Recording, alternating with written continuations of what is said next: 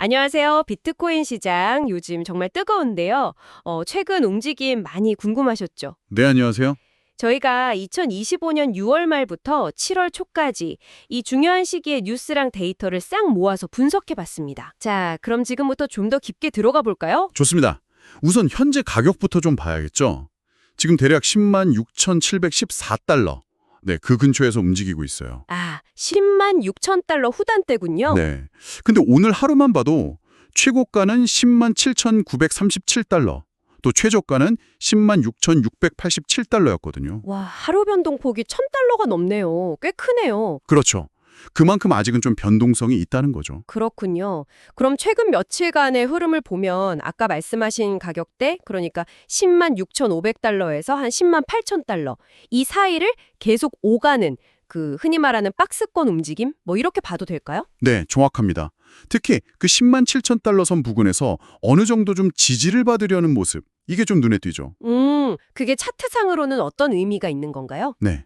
기술적 분석, 그러니까 차트 보시는 분들은 이걸 상승형 삼각 수렴 패턴일 가능성, 뭐 이렇게 얘기도 하거든요. 상승형 삼각수렴이요. 좀 쉽게 설명해 주시면. 안에 쉽게 말하면 가격이 지금 잠깐 숨을 고르면서 위쪽으로 더 크게 탁 치고 올라갈 에너지를 모으는 모양새다. 뭐 이렇게 볼 수 있다는 거죠. 아하, 에너지를 모은다. 네. 그래서 만약에 비트코인 현물 ETF 있잖아요. 상장지수 펀드.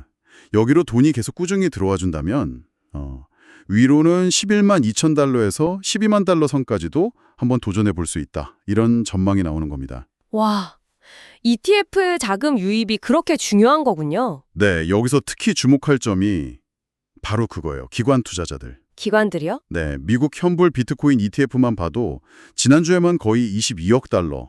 우리 돈으로 하면 이게 얼마죠? 한 3조 원 가까이 되나? 3조 원이요? 와, 그 정도 돈이 순수하게 들어왔어요. 이게 벌써 14일 연속 순유입이고요. 14일 연속이요?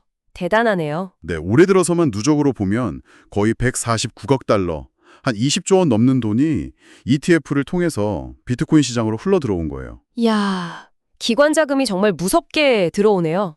그럼 특정 ETF가 좀 주도하는 경향이 있나요? 이런 큰 손들의 자금이 계속 들어온다는 건 뭐 시장에는 상당히 긍정적인 신호죠. 그렇겠네요. 그리고 이것뿐만이 아니에요. 기업들도 요즘 비트코인 매수에 되게 적극적이거든요.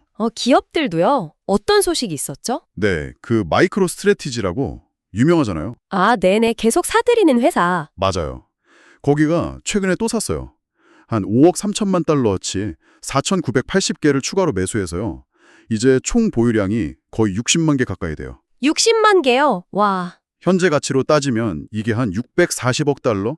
우리 돈으로 88조 원이 넘는 진짜 어마어마한 규모죠. 정말 상상 초월이네요. 그리고 또 프로케 파이낸셜이라는 금융회사도 있는데 거기는 무려 10억 달러 규모의 비트코인을 회사 준비금으로 확보하겠다. 이런 계획을 발표하기도 했고요. 와, 회사 차원에서 10억 달러요? 네, 이런 움직임들이 그냥 단순히 개별 기업의 투자를 넘어서서 시장 전체에 좀 큰 영향을 주고 있다. 이렇게 볼 수 있습니다. 기관 자금도 계속 들어오고 기업들도 계속 사고. 야, 이거 듣기만 해도 되게 긍정적인데요. 그럼 올해 비트코인 성과 전반적으로 좀 어땠나요? 연초랑 비교하면요. 연초 대비 수익률만 딱 보면 약 74% 정도 상승했어요. 74%요?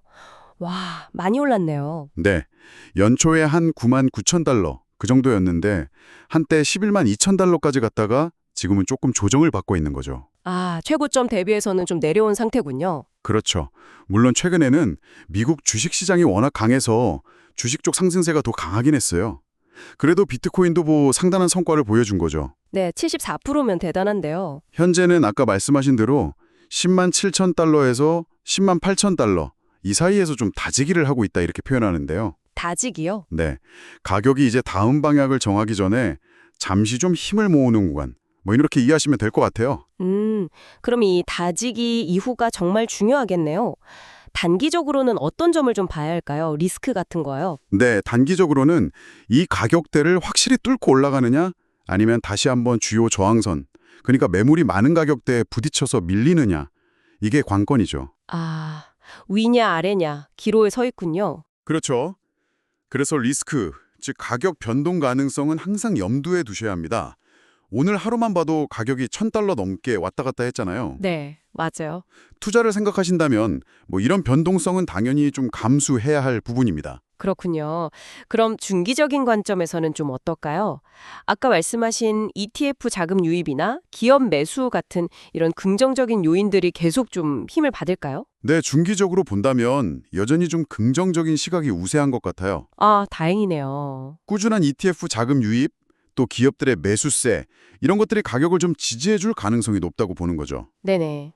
그럼 이제 슬슬 정리를 좀 해볼까요? 네, 핵심만 다시 한번 짚어보면요.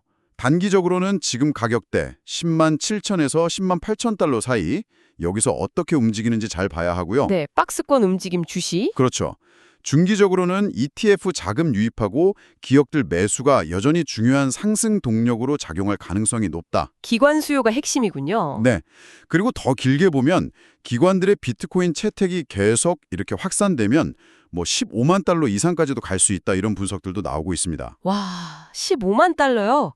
결국 지금 시장을 움직이는 가장 큰 힘은 기관 수요다. 이렇게 딱 요약할 수 있겠네요. 맞습니다. 그리고 단기적으로는 그 10만 9천에서 11만 2천 달러 선, 여기를 넘어서는지가 다음 상승으로 가는 열쇠가 되겠군요.